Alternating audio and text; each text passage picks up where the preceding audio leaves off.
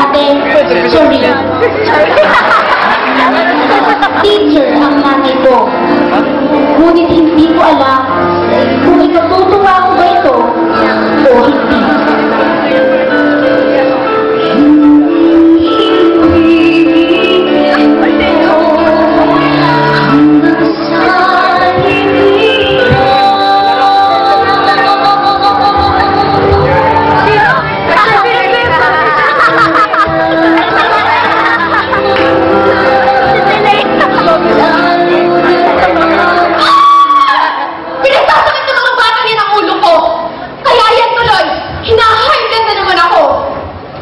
Oh, bakit na naman?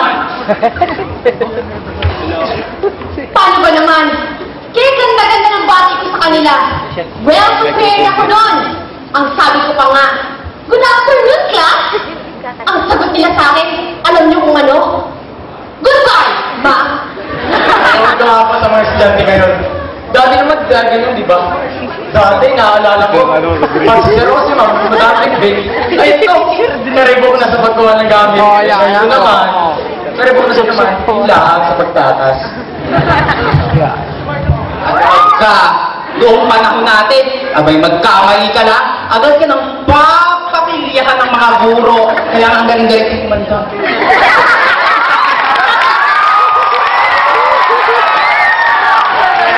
At ngayon naman, abay, makita ka lamang na may dalang stick, kagad ng harassment.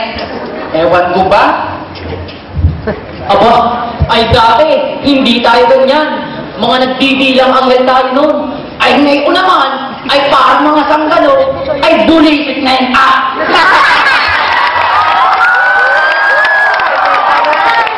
Ako nga eh, kailan ako pag-asawa. Paano ba naman? 5:30 na ng umaga, aalis ako ng bahay. Hindi na ako nakita ng mga kalalakihan. Tapos, alas 8 na ang uwi ito. Tutulog na naman sila.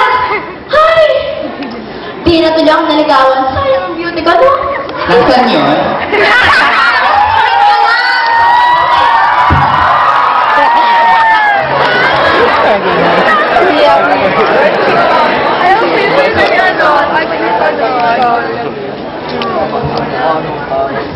Oh, mga chikitingan ng iyong mudra. Ah, pasunod na po ang nanay.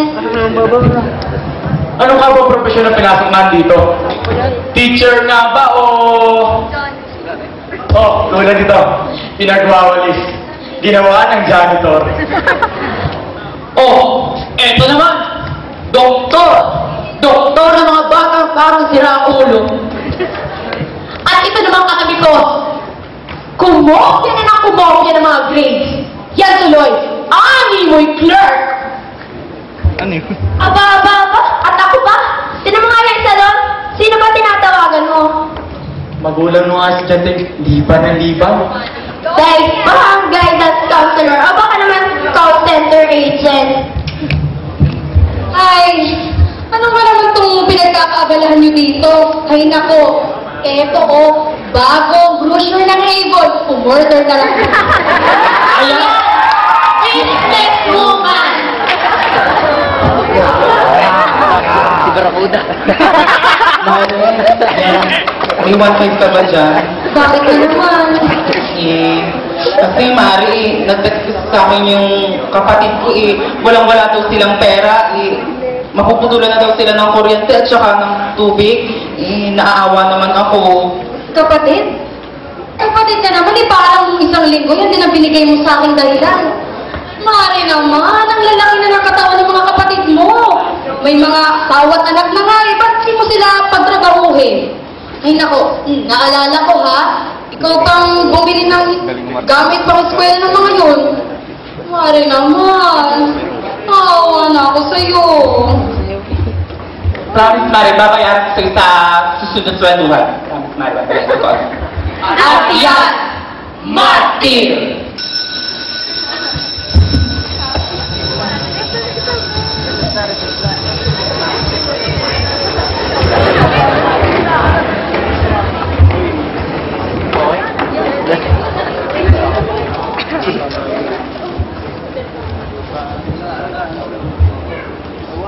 Kuya, kuya, 20 lang itong binigay ni Nay. Punta ka doon, baka may pera pa siya. As usual, ako na naman ang nakita ng teacher na yun. Kasalanan ko ba kung nag-cheat ako? Eh, sa hindi ako nakapag-aral kahapon eh. Anong gusto niya? Bagsak ako na pagsako. Hoy, Tira, yung ka masyadong maingay dyan. Hindi na si Denver. Pakialam ko. Eh, totoo naman eh.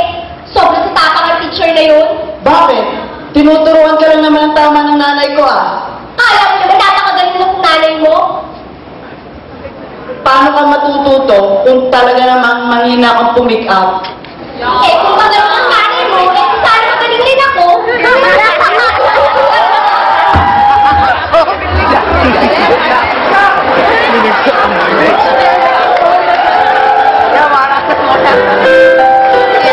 Yan na.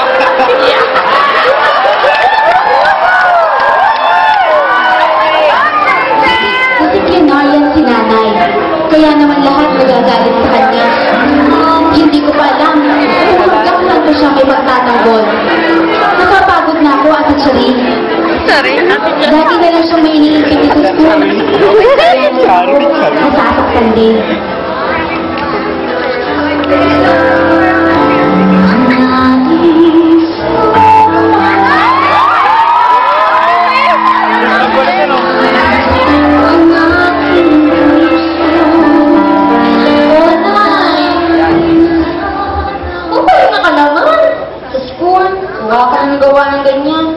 Dito ba naman sa bahay, puro trabaho pa rin? Ngay, remember, work is not your life. Mag-relax ka naman. Good tayo na sine. Anak, maybe next time. Kasi marami kang ginagawa si mama. O sige, baka kuya mo na yun. Pagbuksan mo na.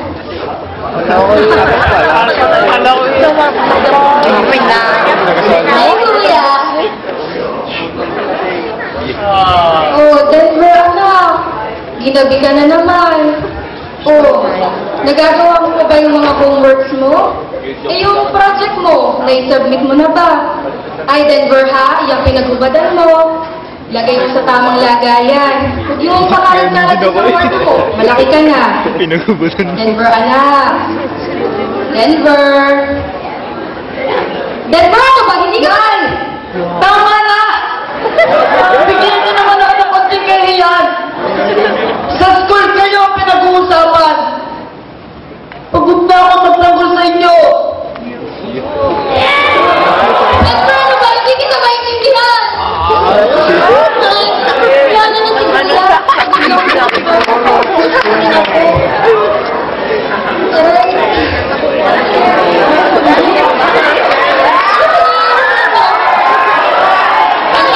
kunin mo ng gamot ko.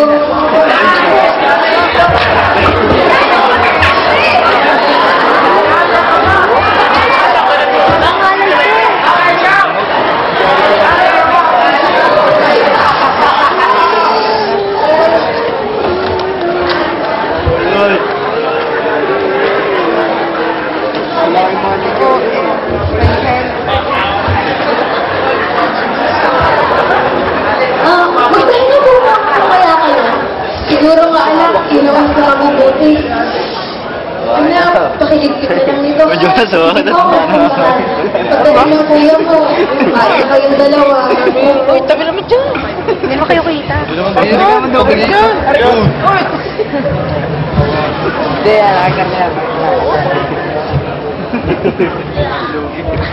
Medical certificate? Hindi. Colon cancer? Okay, baliban na lang.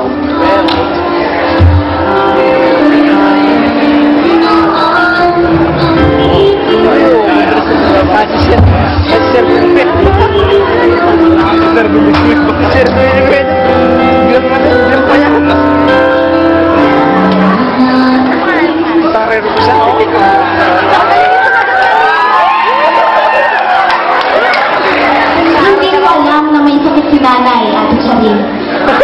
Nilihim ito sa akin ng aking kapatid. Sabi na dinilay. Hanggang sa isang araw, Yung Mataray? Magaling na yung sinuot kanina. Tuto yata. Jeffrey. Yung bilis-bilis. Bilis magsuot. Bilis magpalit. So, to get the acceleration of this given formula on the board, we're going to use the formula A is equal to VF minus VA over Ma'am, okay lang po ba kayo? Sige, okay lang. Formula A is equal to Yan, yan.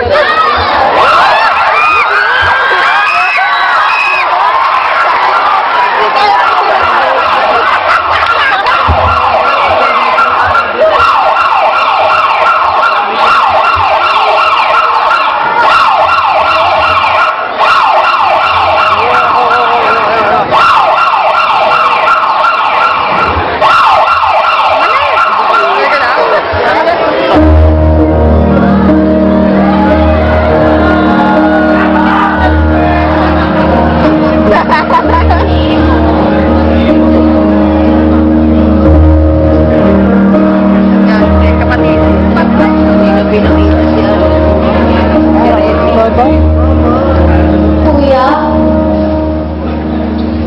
Ano yung colon cancer? Nakausa ko kasi yun sa... Kaya ikaw yung bibigay sa namin. Wala na ba siya?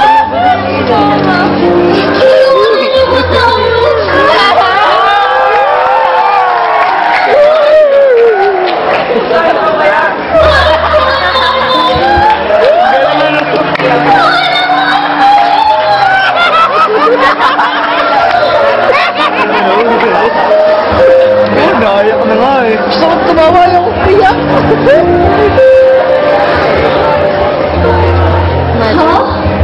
Ha? Si Ma'am?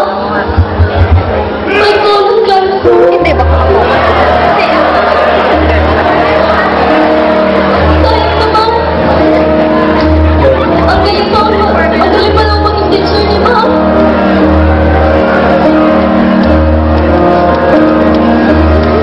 Naging advisor ko siya. Wala akong pambalo. Siyempre, wala namang pera ang mga magulang mo eh. Kapanood mo Anak na rin ang tubig sa akin ni Ma'am. Kanya lang.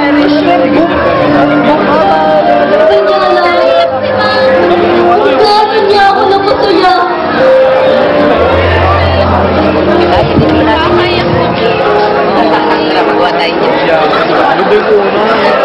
Sino ba naman makakalimut sa napakabuting teacher na yun?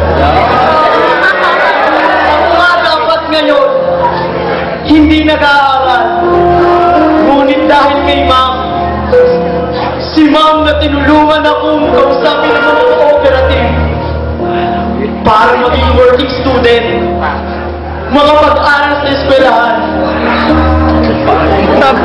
Nabuhay na yung pangarap ko. Ma'am, saludo ako sa inyo.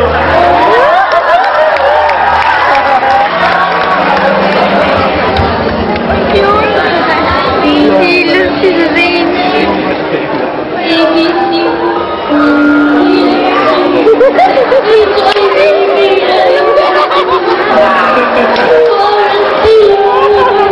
Mali.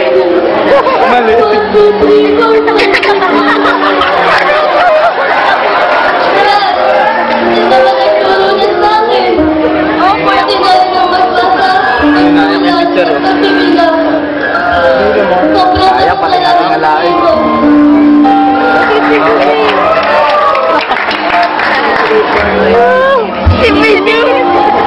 Talunan. Talunan. Talunan. Yan. Ilang taong ka nung magsasagot sa akin. Paano ba naman? Sa kada laban ko ata, palagi na lang ako natatalo.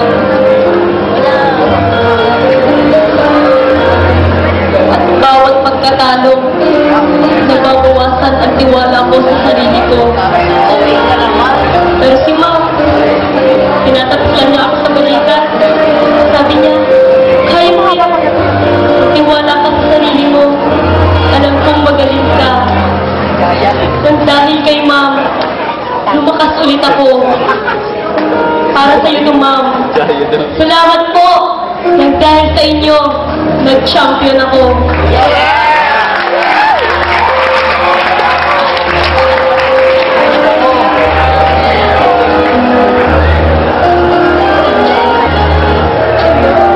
Dati, nag-layas ako sa akin. Dahil di ko alam kung malbaon yung dati ng tatay ko. Lagi na sa ilang gabi, kung umuwi na. Di ba sila tinatanong ko? Ba't kagalit? Dahil yung mabaho. Mabaho ba ako? May problema ba ako? Pero buti na lang. Kinausap ko ni Ma'am. Sabi niya sa akin, ba't mo yung ginawa? Alam mo naman mas ng mga maglayas ah. Warsan mo na. Doon ko nadama na mahal ko ang mga magulang ko. Salamat sa iyo, Ma'am. Nagkabati-bati kami. Aman naman. Yan na.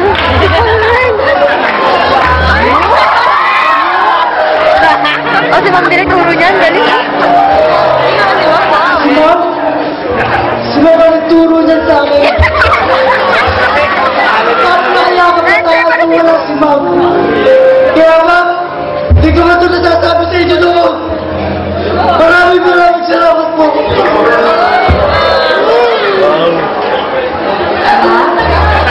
Denver, anak. Kumain ka na ba? Huwag na huwag kang magpapatuyo ng pawis, ha? Ang panil mo at masarap mo, ha? Gagamitin mo yung sako. Baon mo.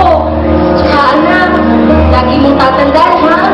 Mahal na mahal ka.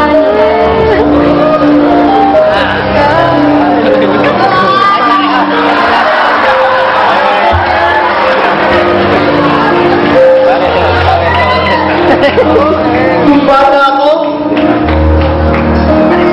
hindi ko naramdaman kung nag-iina siya para sa amin. Kung ano po yung natutuwa ko, kung naging teacher siya. Kasi, puro school na lang siya, estudyante niya kanya iniintindi.